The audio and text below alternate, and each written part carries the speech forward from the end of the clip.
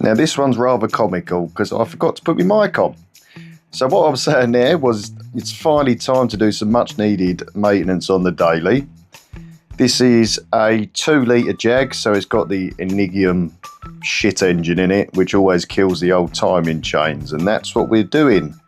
And because Jaguar are very clever, they've put it at the back of the car. So we do need to take the gearbox out. So to start off with, you can see here we're removing the starter motor. And I know that seems a bit arse backwards, but that's how we then get access to the torque converter flex plate. So where you can go through that little hole there and essentially remove the 4 bolts. So there's 4 14mm bolts which hold the flex plate to the torque converter instead of having a clutch, because this is an automatic.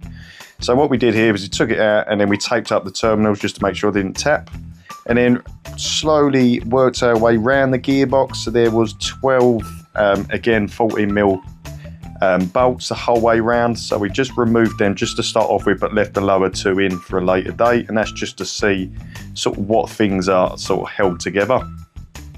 And then we put all of our nuts and bolts in something a little bit storage, nice and neat, so we didn't lose anything. This was a little shitter. So this is the EGR bracket, which actually mans the back side of the gearbox, so don't get caught with that one.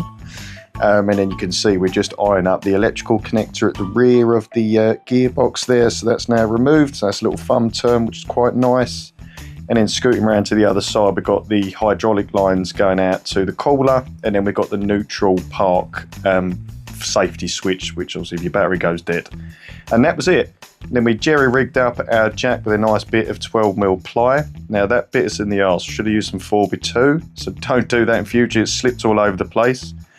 And then we fought, we slowly lowered it down. You'll see this is right there. Oh, that's where the 12mm ply is no good, because it slipped straight off the jack. That sucked, because that is a heavy bloody gearbox. But essentially, well, thankfully, it didn't break anything. It didn't fall as dramatic. This is obviously sped up, but it did slowly come down to ground zero. And then we ended up day one with that big bitch on the floor. So carry on following for this mini series as we work our way through a horrendous job.